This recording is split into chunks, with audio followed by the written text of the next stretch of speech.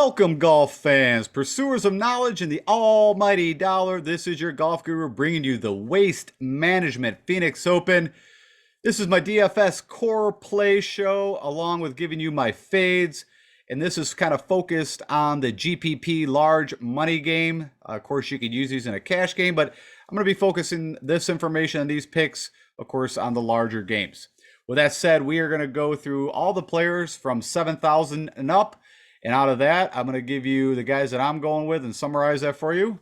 And it should take about 30 minutes. So bear with me and let's talk some golf. All right, real quick, if you did not watch my preview show, as always, I go over the key stroke gain analysis ranking. And if you are new to the DFS world, what is stroke gain analysis? Of course, with shot link data that's been going on for many years, we can track how these guys do against each other at the same tournament. And it lets us know who's doing things better, like hitting the ball longer, straighter off the tee, better with their irons, and so on and so forth. And so the key stroke gain areas that I am going to be focusing on is ball striking. What is ball striking? Ball striking is the guys that hit it off the tee really good and also on approach. It's a combination. Also, it kind of looks at and focuses on the guys that are hitting the longer approaches. Typically, if you're a really good ball striker, you can hit from 200 plus out. And that's the number one stroke gain category I'm going to be focused on. Of course, off the tee, which combines distance and hitting fairways. Always got to be good with the irons, get the ball close to the pin. Putting with a focus on guys that do well outside of 25 feet. These are well, not the largest, but top 5 largest greens that these guys play on the PGA Tour. Scrambling does come effect because you're going to be in some desert wasteland at times. You got prox to the pin. Number one that shows up is 150 to 175 at 25% of the time. And then, as I mentioned, that 200 plus is going to happen over 20% of the time. You got 11 par 4s, some really long ones from 450 to 500. You've got 3 par 5s, the easiest or up there to actually make hay on. Should hopefully have eagle opportunities, but worst case birdies. And then, of course, you got some long par 3s that I'm going to focus on within the model that I used, and birdies and eagles. So with all that said, that is a lot of the data that I'm using to figure out the guys that I want to play. The next thing that I'm also looking at is comparable courses or comparable tournaments. With that said, Valspar, the players, of course, the players being a TPC course. Valspar is Edisbrook at Copperhead. And that comes in, if I remember right, it's a par 71, 7,300 yards. What is unique about these three on the left is they're all this TIFF Eagle overseeded greens, which is exact same greens that they're going to be playing this weekend, of course, at the Waste Management. You also got the WGC Mexico Championship, which this was not played in Chapultepec. This was played at Concession, and I think it's a good comparable course. And then over the right, you got WGC FedEx St. Jude. It's got a lot of similarities at TPC Southwind. That's a par 70, but 7,200 yards, very close in yardage. It is Bermuda greens. It's not overseeded, but I think there's some comparisons there. The last two are bent greens, but kind of similar on the par and distance, and that'd be the John Deere and the 3 Open. So in short, why am I using those? That is kind of my last checkpoint to nudge me over on the guys that have done well on those tracks, should do well also at the Waste Management. All right, with that said, let's go jump over into Fantasy National. Let's do some analysis and figure out the guys that we want to play this weekend. Okay, I've jumped over into Fantasy National, and my little quick commercial for them is if you are going to do your own analysis on golf, I highly recommend it. Is what I use. It's been around a long time, and there's a ton of things that you can do within here. And today, everything that I'll be looking at is going to be focused with DraftKings pricing, but it doesn't mean you cannot use these picks, of course, for Yahoo, FanDuel, whatever you're doing. And I'm going to be, of course, looking at also recent data. So I'm looking at the last 12 rounds. Got no filters on over here, which you can turn all these different kind of filters. The problem is once you click them, you're going to be pulling older data out of the model. And what I've done is created a mini model. So you saw all that stroke gain information that I did on a larger model. So watch the preview show to get different rankings of guys from there. It's going to help you big picture. Now, when we kind of finite this, I kind of create what this is like a mini model. Focus, the number one is ball striking, approach, off the tee. Because of these 3 par 5s that show quite a bit that you have to make hay there, I want to see guys that typically gain strokes on par 5s. And then I plugged in this proximity 150 to 175. Again, this is the number one from approach area. That's going to be coming in at 25%. Here you got birdies gained over the last 12 rounds, so you want the big green spikes. That's good. And then on the far right, tournament history or recent history. All right, so right out of the bat, you've got two guys that typically you kind of got to decide. I mean, you could skip them both, but at the 11,000 range, you've got Rahm or JT. And of course, John Rahm, we all know, played at Arizona State, played here as an amateur. If we look at his, results, top 20 or better every time. You could also say he's really never cracked above a top 9, though. So for John Rahm, that's interesting. But you can see from a stroke gain kind of analysis, he's ranking either number 1, number 2, 10, out of this field of 132 guys. So everything's good. You can see his ownership's up there. Either or, they're going to be chalky. I'm going to go with JT, a little bit on the savings. Also, I like JT's one at the Players. So some of those comp courses, I think, fit Justin Thomas a little better. Also, he's very elite. So if you look at this 150 to 175, JT comes in second over the last 12 rounds he's played, last 3 tournaments. Where if you look at Rahm, maybe not as deadly from the 150 to 175. From a birdie perspective, I also know JT can go super low. He can also, can have a couple blow up rounds where, I would say John Rahm's more of a steady play. Of course, elite, ranked number 1 in the world, don't get me wrong. But for this kind of course and what I'm looking for, I'm going to start my builds quite a bit with Justin Thomas. That's my main guy. I'm not saying that, again, if you're going to build 20, 30, 150 teams, whatever you're doing, you're going to, you're going to mix and match. But if I'm kind of approaching this, if you're building 5 to 10 teams, here's the guys that I'm using. If we click on Justin Thomas, we can go just real quickly, dive into a little more information. Driving distance on average over his career, well, actually over 12 months, it says 306 yards. The accuracy, as we all know, can get a little wayward. He's created a couple shots in his arsenal off the tee where he can hit like a kind of a low stinger. He's got a low draw. He could fade the ball, work the ball, so no problems there. If you want to see over his career, Poa has been his best. Bermuda is a positive. The putting has been a little bit of question, but I feel like if you see here, I don't know, over his last, 7 events, he's been kind of gain, lost, gain, lost, we'll call that neutral and then gain. So I feel a little better where the putter's at, but you can see even when the putter's not, doing a lot of damage, he's still, with his short game and what he does from 100 yards in, is super deadly. And if that putter goes off, as we all know, it's pretty much over. He is going to win the tournament. Recent results, I don't know if I went over that. So he had T20 at the Farmers, which I don't know. I really don't feel like Torrey Pines really suits him. It's not my favorite course fit for him. Let's see. I know, like I said, he won the Players. I don't know if that was his only one last year. But we look at the Players. He's had a really good history there. And I think that's a great comp course. That's what he did at the WGC St. Jude. So the most recent one where we went to a playoff, he had a 26, but of course he won there. Let me keep going so we just get to St. Jude. He's got 2 wins at St. Jude, a 12th and a 26. So, I mean, a great comparable course. What did he do at concession? So he had a 15th. Let me just confirm, but I'm pretty sure, yeah, that's a concession. Sorry about that. WC Mexico, so a concession at 15th, but which is, if you also want to just look at WGC events, which this is, you got 18 of the top 30 players in the world. When you look at a WGC event, you also got the best. So we also know that Justin Thomas in strong fields typically does very well. So I don't think I have to sell you on either of those guys. You can make your own decision, but where I'm leaning is going to be Justin Thomas. Then you kind of fall in this 10,000 range, and you got 3 guys that you got to make a decision on. I'm actually, going to be out on Cantlay. Now, again, you can make an argument for any of these guys, but I kind of look and see what's Cantlay. He's never played here from a tournament history. I'm not saying that's a huge deal, especially with Patrick Cantlay. I'm going to go with Hideki and Hovland. Now, you're going to say, well, wait a minute, you're picking 2 guys in the 10s. Well, you're going to see that I'm skipping a lot of the guys in the 9s. I'm actually...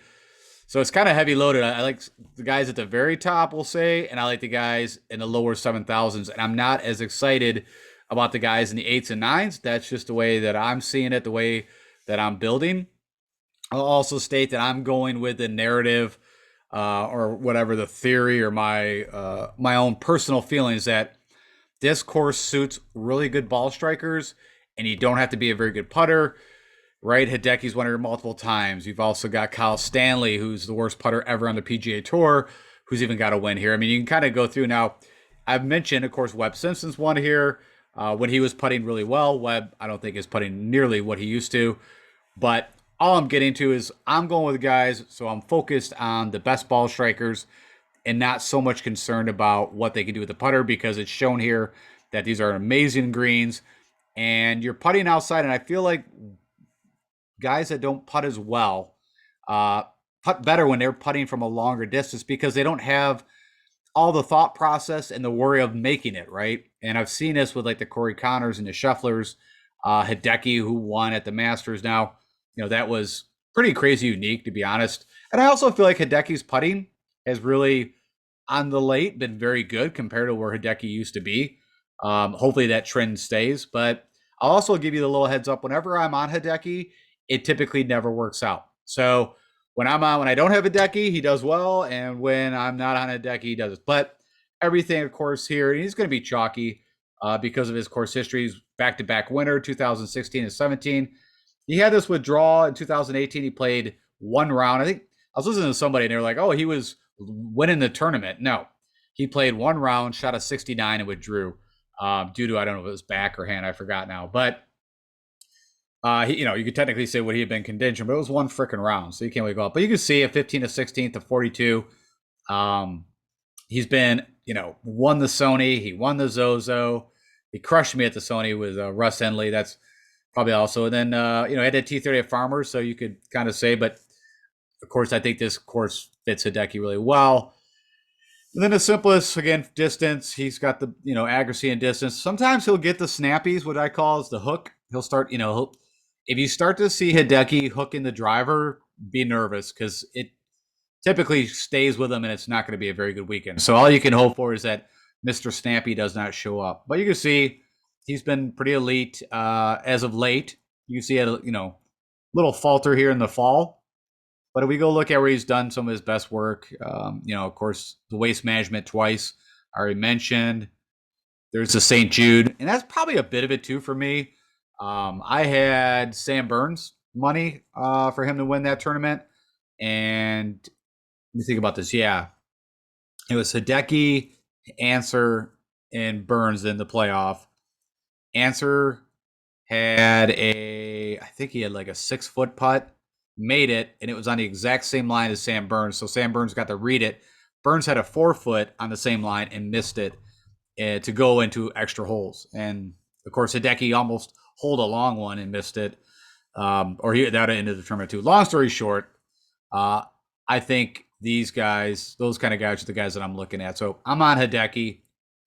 Victor Hovland, I mean, I'm a big fan of Vic. I have been since he played at Pebble Beach in the USAM to see what he could do. And there's at one time was where you had Wolf, Morikawa, Hovland, and there was the camps. I was a Hovland guy from the word go. I still, I like all the other guys too. I have no issues with him, but I'm always going to lean towards Hovland. Also, he's won out of the last 5 tournaments he's played, he's won the last 3. Now, you're not going to see that here. He won the Mayakoba, and then he won the Hero, which I think ended up being like, 30 guys, a very elite field. And then he won over just recently on the DP World Tour, which I mentioned in my past shows. So the guy's been playing amazing golf. The putter, the chipping's gotten better, the short game. He makes you a ton of birdies now. If you look at recent results, he's played here once and was, missed a cut. So, but I actually went through hole by hole to see kind of what happened with Victor Hovland, like shocked that he missed a cut here. He missed a cut, I think, by a stroke or 2. Like it wasn't like, and it was, he hit fairways, hit greens, but the chipping and the putting was just not there. And I feel like he's come a long way. And that was almost 2 years ago, right? Because that was 2020. He did not play last year. So I have no problem with going with Victor. He is going to be my next guy in and kind of my top 3. Now, if we look where he's done some of his damage. So the Valspar, I like that as a comparable. That would be Concession. I just want to confirm. Yep, Concession. So Again, a lot of the comparables that I like, I think his game resonates wherever. I don't think of him as somewhere specific. I mean, I like him on tougher courses, to be honest, but he can also score like no other. So that's kind of the top three guys I'm going with. Of course, you got Spieth here. Um, you know, got a good course history here. Yeah, he's got some miscuts, but that was during kind of his down trotting. Of course, he had that T4 here last year. I think he just faltered, if I remember right, in the last few holes. But if his putter gets going, everything, this is where he had, of course, everybody's talked about it 1,000 times, right? I mean, this is where he started his kind of resurgence. And I think this tournament was actually played before Pebble Beach last year, if I remember correctly. I think they got swapped. So this is where he started on his I don't know, winning streak, but looked like he was back to old Spieth, and then of course won Valero. But he's still tinkering with his swing. I mean, and I mentioned this. Of course, he's getting over the stomach thing, which that I don't have any issues with that. You can see also in the last few holes when the pressure, and he said, if you watched his exit presser after the tournament at Pebble Beach, he mentioned the word nerves a few times, and he even corrected himself and said, I wouldn't say nerves, more excitement. Okay, no, you had nerves. He has, it's been a while since he was in contention or leading a tournament. And you could see that he started going back and yanking the driver. And I believe he's still getting comfortable with the swing changes he's making. So we'll see. I'm not saying he could literally go out and win this tournament. He could top five this tournament. But if I got to pick between, a Victor or Jordan, I'm going to go Victor. And same with Hideki or Jordan. I know there's a little difference in pricing, but like I told you, I'm kind of skipping through some of these guys at the nines. Xander, had the T2 here last year. He drained a lot of long putts. His ball striking's just been off. I've also watched Xander where he could get in the pushes. And so I've watched these guys long enough to know when their game is not exactly where they want it and what I want to be seeing. And so I'm just going to simply put, I'm not sold on where Xander's game is right now. And so I'm skipping on Xander. Of course, you guys, if you're making a ton of laps, right, go nuts. Briss Koepka, now you can see his ownership right now projected is low. Of course, he won here last year, his first victory here in 2015.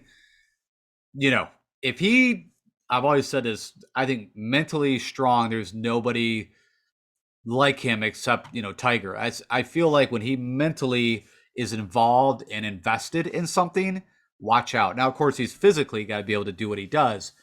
But that's how even when he's not 100%, when he shows up at majors, still competes. So I don't know, where his head's at for this. This is kind of my take on Brooks. If he comes out and has a good Thursday, he's invested. If he comes out and shoots maybe one under or one over, watch out. I think his mind already starts thinking about what he wants to do on the weekend with his hot girlfriend, or maybe he's married now. I don't even know. But long story short, I like Brooks. Don't get me wrong. I sat here, waited. I hit him last year betting him, but I bet him, I think on Friday night when his odds, were actually a little better than what they started at. So that's another thing. Live betting on this tournament, I think, makes total sense, especially if you're looking at these guys, the top 20 guys. I wouldn't even probably bet them pre-tournament. Wait till they fall back a little bit and see, with your own eyes, watch what they're doing. And, they start to make a little surge, putting something together, like string along 3 birdies. I'd bet them then, get a better odds on them. All right, the next guy I'm going to go to is Sam Burns. I think his ownership's going to be a little bit lower. I think people have kind of maybe he's not flavor of the month. I mean, of course, he literally just had the recent win at, let me think about this. I always get Gooch and him in my brain. Okay, so Sanderson Farms. So that's pretty recent, right? That's still this season, the fall. Good showing at the Shriners, CJ. But, this miscut at the Farmers, I think, is going to get people nervous. But we're back on Bermuda. We're in warm climate. He had a T22 here last year, but he wasn't at, I wouldn't say full power where he's at now. And you can see the model is not, his last 12 rounds haven't been exceptional. But if you look at where Burns has done, his wins and where he does well, of course, well, I could show you this too, right? Averages over 300 yards, pretty accurate. I think he's one of the better ball strikers on tour. Now it's been off the last couple, so I looked at this. This got me a little bit. Where his irons, he was losing quite a bit, right? 3.5 on his approach shots against the field, lost almost a stroke and a half. The putter wasn't doing anything, but that's POA. I'm not so much worried about that.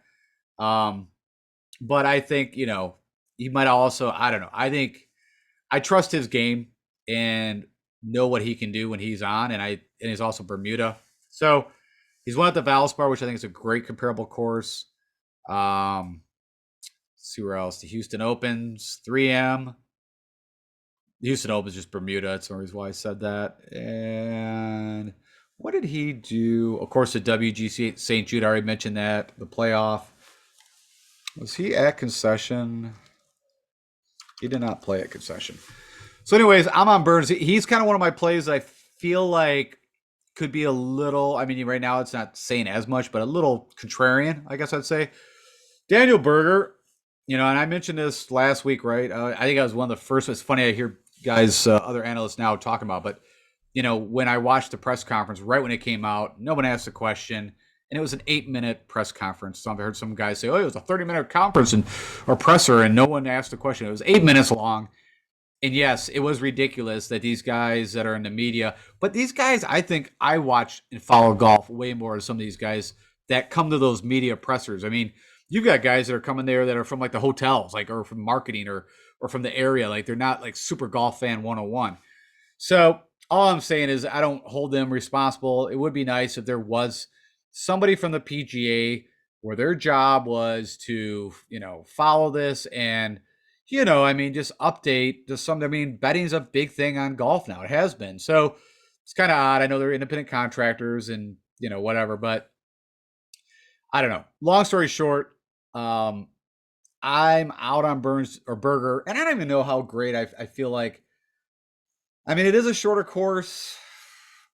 I don't know. I just literally didn't even do analysis on Berger. I know his game. I don't need to do analysis. Um, I just think with the injury, I just don't know where he's going to be. And so there's risk reward, but you can see, almost projected ownership at 11% right now. So it's not like everybody's jumping off him. So I guess if I had to pick between these two, I'll take Sam Burns all day. I would take Sam Burns if they were both 100% healthy. Give me Burns. That's just my own personal opinion. All right. So where I'm going to go to Scotty Scheffler, he kind of falls a little bit under the Hideki Matsuyama. Whatever, I think Scheffler is going to have a really good weekend.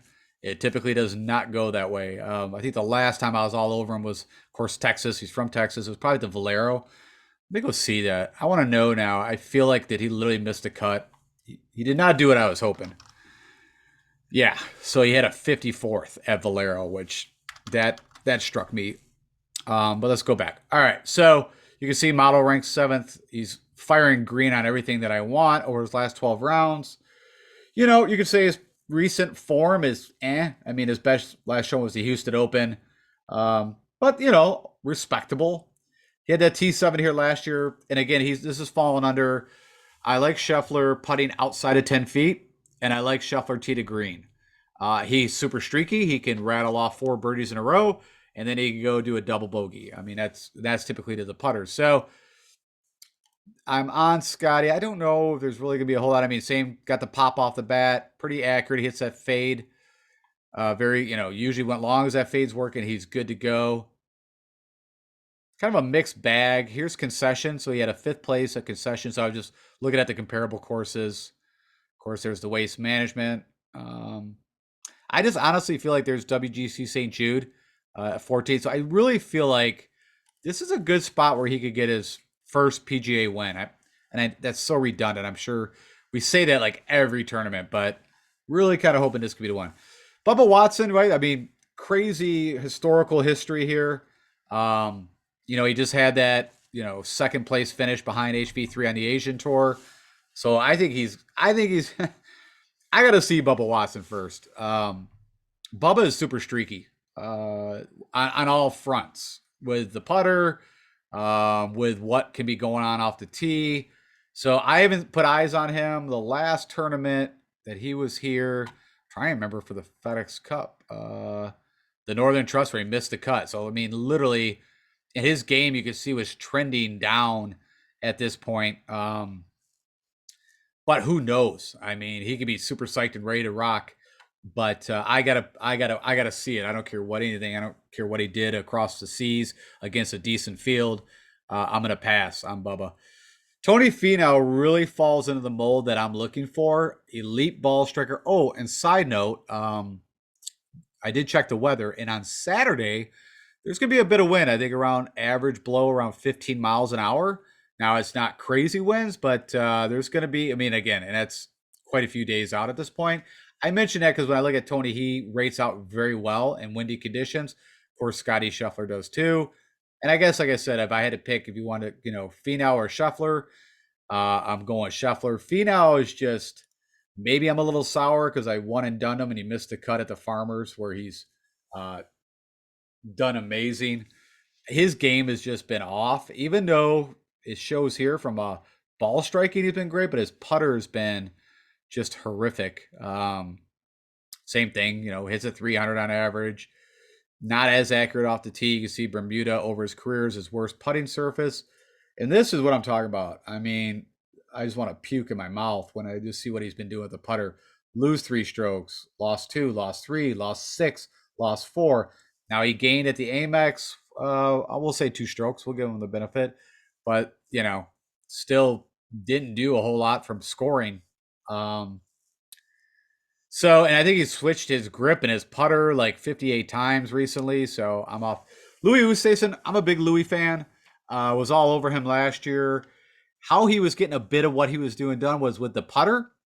And he was at one time the number 1 putter on tour, which was crazy because Louis before that, like he found in 2021, he just found something with the putter. But you can see, and I mentioned this back when he was, going into the FedEx Cup playoffs, that the putter has not there anymore. He's not gaining 7 strokes, 4 strokes, 5 strokes. I mean, look at this. It was ridiculous. 6 strokes, 5 strokes. I mean, now he's fine off the tee and he's can be pretty good with the irons, but this is what was differentiating him to get those over and over. At one time, look at second, third, second, 18th, second, 8. It was ridiculous. He was a top 10, top 5 machine. I don't think he's there. I think I've got to see it again, a bit like Bubba. I want to see where he's at. So I'm out on Louis. He's had decent course history here, as you can see. I mean, actually better than decent, I should say. A T11 and a third, pretty sound. Of course, last time we, thought about playing him, he WD'd. I think, of course, right, he travels with his own mattress. If you don't know this story, like an RV mattress, his back is not perfect. And so, that could have been part of it. I don't know that. I'm speculating. But yeah, his game's just not where it was. Now, could he find lightning in a bottle again with that putter? And if he does, typically what he does off the tee with the irons, good short game. Yeah. I mean, I always thought of Louis as a Molinari. So honestly, for me, I don't even know. I think Molinari's playing in this, right? Let me see this. Molinari. Yeah. So honestly, if I was going to take the risk of playing, I'd rather play Molinari right now than Louis and save myself like 2,000 because I really feel like their game is pretty similar.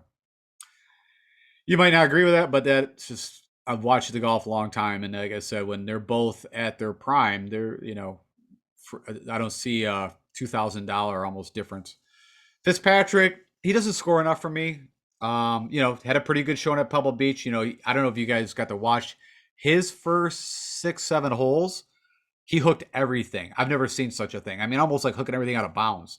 So I was like, whoa. And that was the first time we've seen him in a while. So he had some rust. As it got a little windier, as conditions where typically Fitzpatrick plays better, he could be very live here, but I want probably a better ball striker than I think Fitzpatrick is. I mean, he's good, but it's just, I don't know. It's not the flavor I'm looking for. I put him in my mind when I want a really good around the green putter and irons. He fits into my camp there, like the Zadenhoots and the McCarthys and the Mackenzie Hughes, those guys. Webb Simpson, if you've been with me for a while, big Webb fan, but his game is just not Webb Simpson like. Like I said, I jumped on like the rest of the slappy happies when he gained whatever it was, like 9, yeah. So at the RSM, we all like, aha, he's back. And then he came out and just stunk it up at the Sony. And I went, nope, nope. It's what I've been watching for the last 8 months. He's not hitting, the consistency off the fairways. Still pretty decent with that 200 plus kind of yardage. But he's not putting nowhere near, as you see, ranked 60th, which is like mid pack of this field. That was, Webb needs that putter. So again, I think he, of course, past winner here not too long ago. I mean, exemplary course record. And maybe it all comes together and Webb wins. Like I said, predicting the future is not a fun business to be in.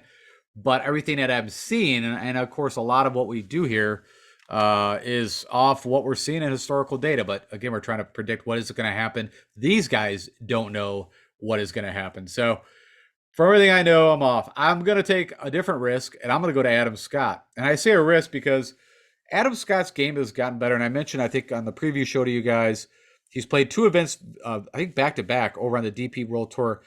And he actually was a T8 and a T9 or something like that. It was both top 10 finishes. Now, I'm not saying that the fields and all that are comparable. They were decent, but I've actually got to watch a little more Adam Scott, back in the fall. And I'm seeing some things that make me a little happier. You see everything from a ball striking perspective has been better.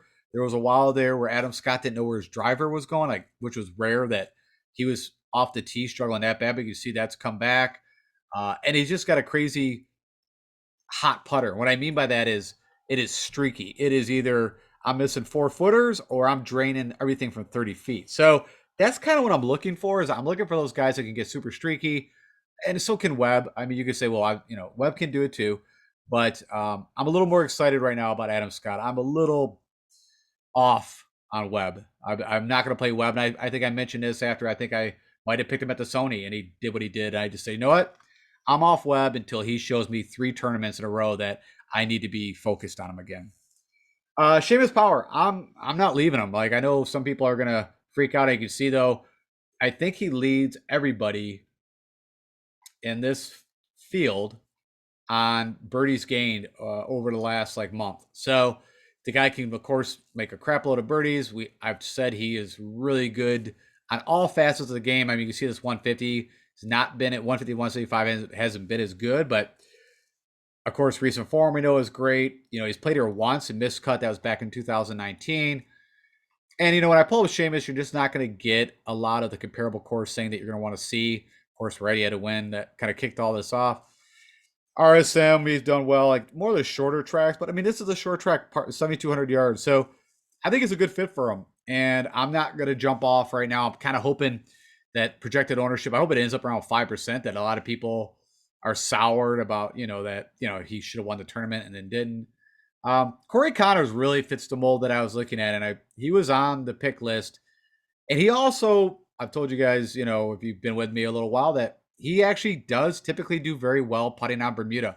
If you had to have one surface, of course, is when at Valero's on Bermuda, but if we track, and I've showed us before, let me go to it again. All right, so when I click on this, it's going to tell me where's he gained the most strokes putting in his career. And if I start to go down the board, the Sony, that's Bermuda, Shriners is Bermuda, Arnold Palmer's Bermuda, the Players is, of course, that Bermuda with an overseed. The Zozo, that was bent, so we can't count that one. But I think you can kind of see a trend. Wyndham's Bermuda. Now, I'm not worried about where he finished. I'm just telling you where he's actually putted well. Valero, Schwab. Well, the Schwab's bent grass. I take that back. Yeah, Colonial. So long story short, when he has done all right putting, that's it. But I don't know. I haven't seen his game firing at the way, but he can. I mean, that guy, he could just go. I want to see since we were talking about. Yeah, I mean, around the green is always going to be a little suspicious. You can see the last time, I mean, he gained at Shriners, gained 5 strokes with the putter. Now, which is crazy, which I guess he had to because how bad he was hitting the irons. You kind of want a nice blend, right? We want to gain, 2 strokes off the tee, maybe 3 there, and gain 2 strokes on is what when he wins, that's what, see here. So yeah, pretty close what I just described. Around the green is never going to be good. He went in fuego, I guess, with the irons, I guess with Valero, but, gain also with the putter. I'm not picking him, but I think he fits exact mold. Oh, and by the way, I'll give you this little tidbit. He fits also in the camp of if I'm on him, typically doesn't work out as well as I hope. But when I don't pick him, he typically does very well. So I can guarantee in Showdown, I'll be picking some Corey Connors. And I do have a bet on him, I believe 50-1. Because I guess I think it's a good fit. Russ Henley, I was curious if, people are going to get off Russ, but I mean, everything here should be a great Russ Henley course. Actually, a first round leader, I think, is not a bad play for Russ Henley. He's been coming out the first rounds just firing. And of course, you can see good recent form, right? Of course, he killed me at the Sony. I'm not going to go into that again. He's had kind of a mixed bag of history here, a 16th, a 15th, a 30th, and then some miscuts. But we take a look at where Russ has done, had his success. Of course, doesn't hit it as far, but he's actually gained a little more distance than this is showing. But typically very accurate. You can see at one time was a very elite Bermuda putter, but his putting has actually not been as good. You can see he's had this little run here where it's been good, but the Amex, he lost a couple strokes. He had this terrible run right here, but then kind of brought it back. So he got a little more comfy. And that's all Bermuda. So let's see. The Honda, of course, the Sony recently, the John Deere. It's a TPC course. I think I've got it listed as, I think it's a decent comp course. It's bent greens, but kind of what the layout there. Yeah, more kind of shorter tracks, which I put that in this camp. There's St. Jude. Yeah, I think it's a good fit from a course fit. So I don't think we need to go. Tom Hogan, I'm going, typically I'm going to stick with that narrative. A guy just had his first win coming off all that goodness. I'm sure, they had to party a bit. I mean, I'm not saying he had a ton of media obligations and all that. Again, you could definitely put some Hoagie in. He's been great with his irons since fall. So I'm not going to say not play him. I'm just saying out of the two, I'm going to stick with Russ. It's my brand. It's what I do. Kind of my broke back thing with like a Patty Kazire, which I think he's in the field. So get ready for that. Harris English, we just got to wait, man. He's kind of regressed back to, I don't know, 2018 form or something. Like it's not been good. I'm trying to think the last time. He hasn't had a good history here. I'll go see the last time that we saw some good Harris English. Maybe it was the win at Travelers. He also played well at WC St. Jude.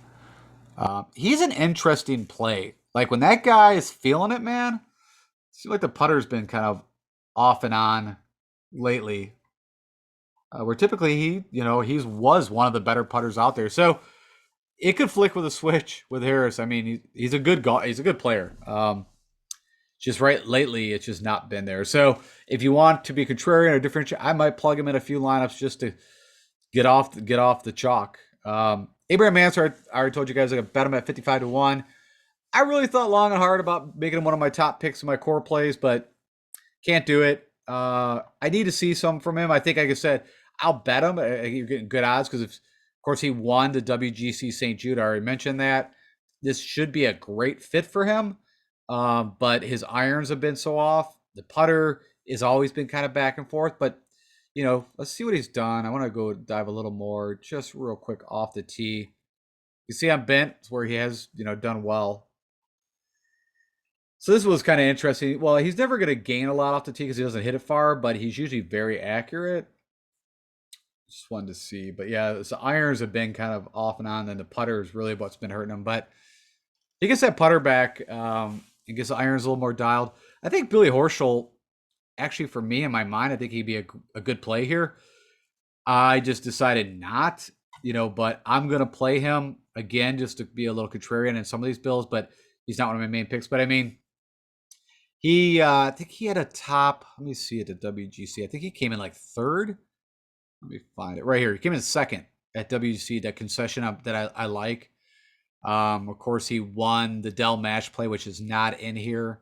I'm not saying that's, I don't remember so much of what that course even offers. I believe it's in Texas, so.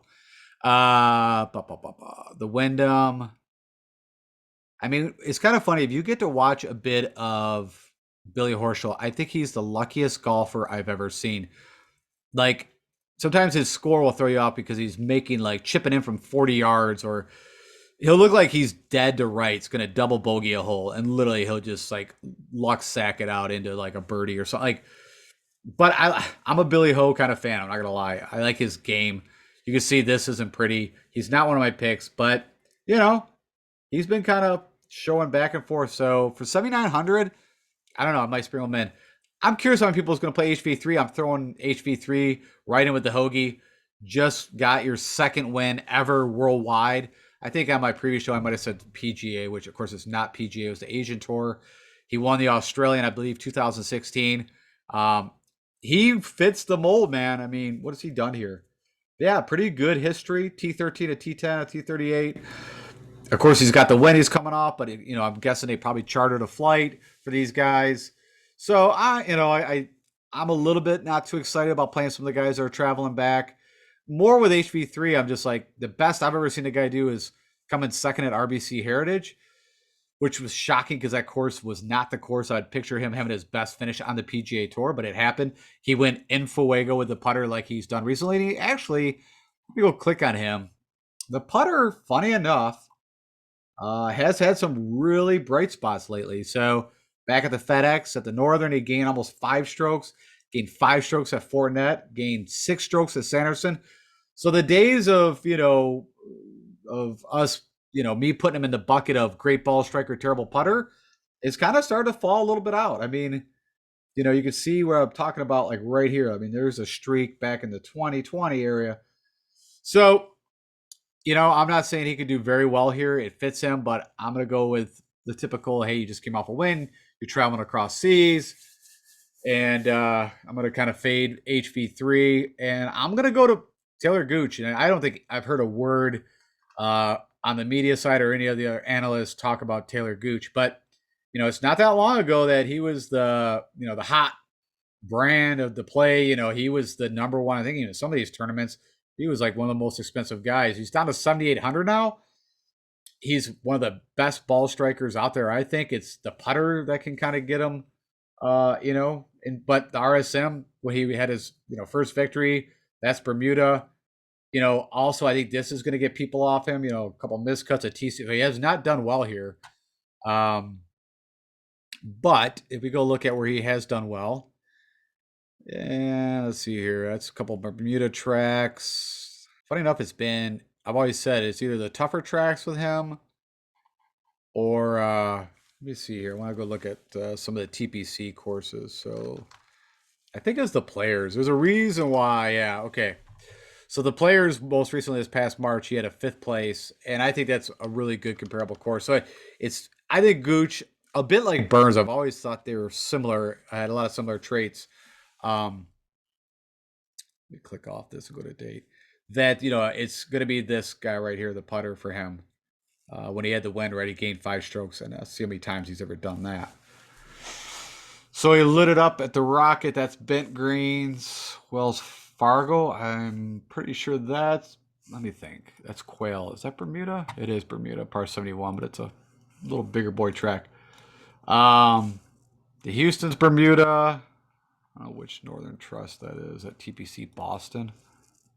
Yeah. And I don't remember what their greens are. I would guess it's bent. It's not the warmest climate. But yeah, long story short, I think it's more of a kind of a different. Now, even though projection ownership's up there, I'm just curious how many people. I think for that price, that's a strong play. Maverick McNeely, I tweeted this out. Last I saw, DraftKings did not show this, but he has withdrawn for the tournament. I don't know why, but it was announced by the PGA Tour Communications, which is kind of interesting because if you look at guys over the last 12 rounds that have made more putts or gained the most strokes outside of 25 feet, the putter was actually Matt McNeely here. So I didn't tell you guys that, but I went through these guys and identified the guys that do very well outside of 25 feet and then worked to search down from there. I'm not saying that's where they all fell in, but I'm just letting you know that was also part of the analysis. Yeah.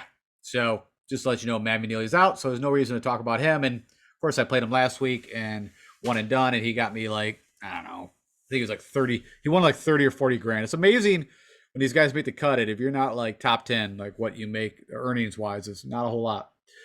Luke List. Now, Of course, he recently came off the win at the Farmers, but that's been a couple weeks. Luke's been around a long time. I'm not worried, and it's not like he's got the greatest, history here. I mean, a couple, we'll say T25s, a T30, a couple miscuts. I just like Luke's game where it's at right now. That could be the switch for him, where the confidence builder of doing what winning in that playoff, putting that shot in where he did. It was impressive. Actually, when he went to the playoff, I was a little worried. I'm not gonna lie. So, of course, he's leading in all stroke gain categories. He's right there. What I say was it Henley also that had the craziest? Oh no, it was Seamus Power, making a ton of birdies, and I like for the longer from the ball striker perspective on those drivable par four with number 17, for the reachable in two par threes or par fives, excuse me. I like Luke, and you can also see a lot of people's on him. I'm not gonna. Yeah, I don't even think there's really anything to need to go and sell Luke list right now. But we'll pull it up for maybe some newer folks that have been. Yeah. I mean, he's done well at kind of a mixed bag. I mean, the Jersey John Deere is a comparable course that was recent. But RBC is a very tactical, kind of strategic course. Sanderson Farms makes total sense. You got to be very accurate, have distance, and it's tree line, so you got to be. That is a course that I think fits very well. A Luke list, like a Corey Connors, like a Valero. So I don't know. Like I said, I like Luke. Max Homa, I'm a big fan. It would make total sense for Max to go out and top 10 this. It would. You can see also it's been kind of a back and forth, but he had a T6 back in 2020. Not bad course history. Again, I think, did I pick him for one and done? I don't think I did. I think I saved him for Genesis or the Riv, for the next California. But yeah, could be a good. Of course, Ricky Fowler, got a win here. I think it was actually his last one on tour, 2019, if I remember correctly. He loves it here. Also, I think this was a debacle where maybe this 2017, where he marked the ball next to the waterway, chipped it, went over, it stopped or went in the water. He marked it as he walked up the hill. The ball went back in the water, so it was just crazy. Crappy luck. I like Ricky, but the game is just not where I need to see it. And he's going to put in a good round or two, typically. Could this be it? I think he's 80-1.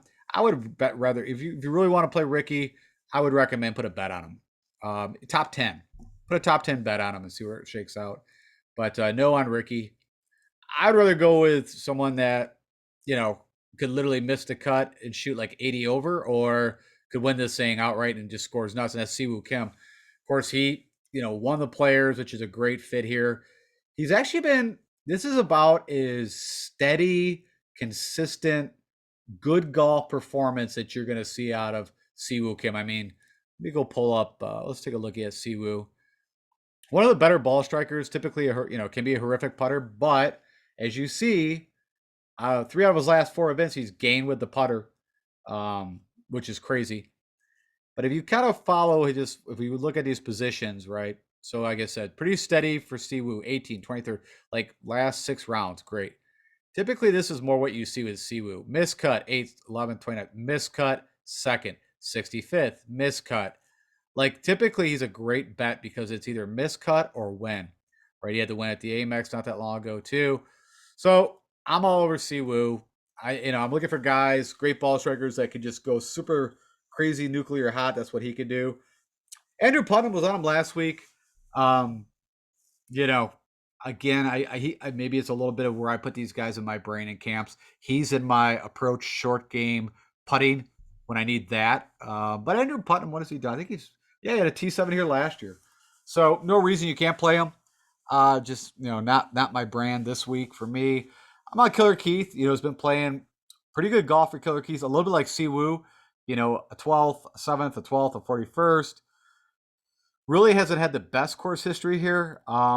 But again, I'm looking for guys that are elite ball strikers that can, make the eagles, can get hot with the putter. We'll click on Keith real quick. Got the distance, accuracy, can be a little, you see Poa's not his best, but, he's done okay. We'll say neutral on the other surfaces. The putter's been kind of off and on, but at least, last 2 times on Bermuda, he's gained 3.5 strokes. So that's part of what interests me. The CJ Cup. What was that on? That was bent. I think I already looked at this. So, anyways, yeah, I like Killer Keith. He's got a win at the Honda. Where else did we got? Corrales was a second. Let's see where he's got some of his off top. Of course, he competed with Rory at Wells Fargo recently. Well, past summer. A couple good showings at Arnold Palmer. Not a bad showing at John Deere, which is a good comparable. Valspar, that's a while ago. So, anyways, I kind of like Killer Keith. Kisner, no, thank you. He missed the cut at Pebble Beach. Like, his game's been so erratic. Now he won what, Wyndham? Is that where he won? I know he had that win like out of nowhere. It was definitely not, yeah, Wyndham. So you went from like 73rd, like just disaster.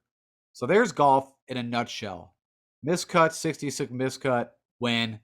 Like just no form and then wins at Wyndham. This always kind of tells the story that when you gain almost 4.5, 5 strokes, you should be up there. And then the 2 times here, where he kind of sprouted back up. So I mean, I guess if you kind of go with the pattern of what's going on here, it wouldn't shock me that he comes out in top 5s this, but everything that we've seen with the eyes and, the analysis kind of just says, and even his history here is not great. So I'm out on Kiz. Kuchar's had an amazing course history here. You can see 9th, 5th, 4th. It's kind of fallen away side. Of course, I think I picked Kuchar last week at Pebble Beach, where he's also had great history, and he let me down, missed the cut. So I'm a little soured. Probably, I'll probably go out and top 20 this week, if not better. So yeah, might want to play him, but I'm not picking him. I'm out on Cooch, even with the great history. Let's go look at Cooch real quick. What did you do so bad at Pebble Beach? Well, kind of everything was not good except, gained a little on putter, but everything else he lost against the field. And then at the Sony, which was, I don't know, 2 weeks beforehand, everything was great. So you also get that Jekyll and Hyde kind of thing going. This way we'll get a better look at all his waste management. And let's do it by date. So yeah, he's got some nice finishes in here, but he's got some 40 30s, 16th. What's the putter done? Yeah, one was all done on putting back in 2018. He just went en fuego. So yeah, again, I don't know. From maybe a showdown perspective, a sprinkle him in. But no, Damon, I think of Bermuda, I think of Damon, but you can see just terrible course history here. A couple miscuts recently. They had that T6, which I didn't, I honestly didn't see really that coming for Damon. Could be an interesting play, but no. Gary Woodland, does he have a win here? Yeah. So he's actually won here, but that's his ball striking. I put him with like the Ricky Fowler camp, to be honest with you, where Gary can go off and shoot 4 or 5 under one day, and then he can go off and shoot 5 over the next day. And I'm not down with that volatility. From a showdown perspective, he's maybe something interesting. See Russell Knox here has decent course history. Not bad in the model. It's just the putter typically is what's it showing up here? It's not even on there. If the putter goes, Russ Knox can go. Yeah. So at the Sony, he gained like a stroke and a half, and he had a 7th, and then lose a stroke and a half, and you missed the cut. So that's Russ Knox. But again, man, that guy can first round leader kind of thing. That's Russ Knox. All right, I'm gonna kind of fly through. I think. Yeah, I'm gonna skip through these guys. Technically, Keegan Bradley fits my model. Cage Lee, I think a lot of people are, he had that T2. I think I even heard, TPC Craig Ranch is where he's got his win, or, he's done well on TPC courses, which I don't really hold any at all. So yeah, there's his one win at TPC Craig Ranch. That course, that looked like a course like I played growing up. Like that, I don't know, that was not a difficult course at all. TPC Twin Cities. So no, Cage Lee, I'm not going to go there again. I guess if I would, I'd bet him, but I haven't even done that. All right, so to kind of finish up where I'm at, my 2 guys, great ball strikers, can be very bad with the putter. I'm on Cam Davis and Aaron Wise. So let's talk about Cam Davis first real quick. Never played here. Pretty decent course, or decent recent form, we'll put it that way. But he does what he could play in the wind. So if it does get windy, I like that. Of course, he won the Rocket Mortgage. That's bent greens. You know, the Amex was one of his better finishes. That was just recent. Let's see. Of course, Sanderson Farms makes total sense. Honda, Tough Tracks, Sony, Century, Wyndham. It's kind of a mishmash. Like shorter courses, he does okay. Tougher courses, he does okay. I mean, he's an elite ball striker. I mean, the putter, you know, it's just whatever that putter does. So I like Cam 7,200. Also, I like that he's low owned. So again, or at least projected low ownership. I think Aaron Wise and him are, to me, pretty similar. Now, Aaron Wise has got a little more pedigree, a little longer on tour. Only, you know, again, from a history here, not great, but I like what I've been seeing here. Of course, he missed a cut at the Farmers. Let's see here. Let's click on him, of course. So he won. Where was that at? That's Trinity Forest, which, funny enough, does come up as a comparable course, but they don't play there anymore, so I didn't even pull it up. So that's interesting. That his only win came out of very similar golf course. From a yardage, you know, length, par 71, Bermuda. It did come up, but like I said, I knew that they don't play there anymore. Sorry about that. Let's go back to Aaron Wise. Wasn't done. So like I mentioned, he made some switches with his putter, and you can see the one thing that was hindering Aaron Wise was the putter. But I don't know if you take his last 10 rounds, he's gained 8 out of 10, which has kind of showed up here with a 15th, a 5th, and 8th, 17th. You know, most recent. You can see, funny enough, the ball striking is what was off at the Farmers. What has he done at the Farm? I wonder if that Torrey Pines has just not set his eye. Yeah, he does not like Torrey Pines. So we'll go a little bit of that. But yeah, so those are kind of my two, I think. Yeah. Oh, my last pick is Mito Pereira. Right at the 7,000 range. Again, perfect fit, ball striker extraordinaire. The putters where he could have his issues. Funny enough, his little bit of career, he likes to putt on POA. But this is kind of interesting. His last 4 rounds, he's really been gaining with the putter. I didn't even look at this. Gained 4 strokes, 5 strokes. That is really interesting. I don't really think Amito is a decent putter. And in TPC Twin Cities, he had a 6. He gained 4 strokes. Huh. That's funny. That's why that POA is way up there now. Because these 2 tracks here where he gained. But RSM, that's Bermuda and that's Bermuda. So why is Bermuda so much not higher? Huh. That's interesting. See, you learn something new every day. Of course, Troy Merritt right below. I'm not going to go over, but I mentioned already Francesco. Like, if you're going to play Louis, why not Francesco? Troy Merritt, man. I mean, the guy's been playing good golf. I looked at him. I probably sprinkle him in, but you can see everything from that side. All right, I think that's enough from the analysis side. Let's go wrap this up and get you guys out of here. Okay, so to summarize my Fab Five and my top 5 picks, I'll lead off with JT. Of course, you got your pick between him and Rahm. I'm going with JT. Good course history. Same with Rahm here. You know, the guy can just go super low. He's elite with the irons and, of course, 100 in. So I'm all over that. It's the putter. All you can do is hope that that putter goes a little hot.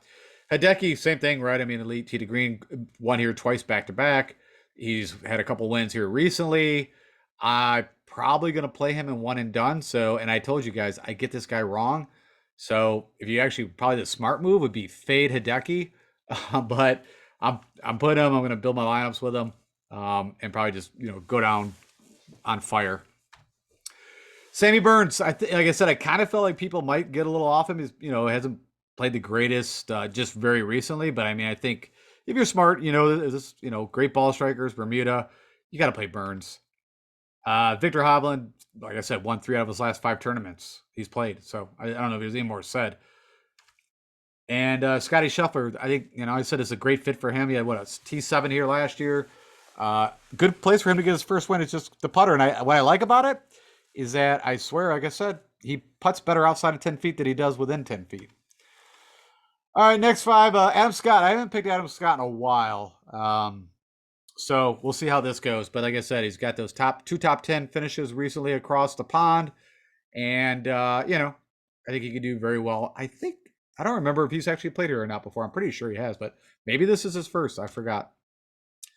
Seamus Power, I'm not jumping off the train yet. You know, I think he's a great play, especially for the price. Siwoo Kim, either he'll miscut for us or top 5 or could win the damn thing. So let's go Siwoo. Taylor Gooch, again, another one that I think, I don't know. I feel like the pricing tells me that he's a little out of mind when you price in, you know, Gooch at 7,800. So I'm all about that. I think that's maybe the best value on the board from my own perception. And Russ Henley, of course, you know, just still ride you, Russ, to get that win. It's been 2 years now, so I'm sticking with you, and hopefully we can pull it out here. And then in my Unsung, which, you know, funny enough, last couple tournaments, these have been the guys that have actually been, you know, been hitting like 5 out of 5 out of these guys. So hopefully that stays. Luke List, just coming off, you know, a recent win. Keep it going. Mito Piera, you know, your game should fit. And shocking enough, you've been gaining a ton of strokes with the putter, which I did not see that coming.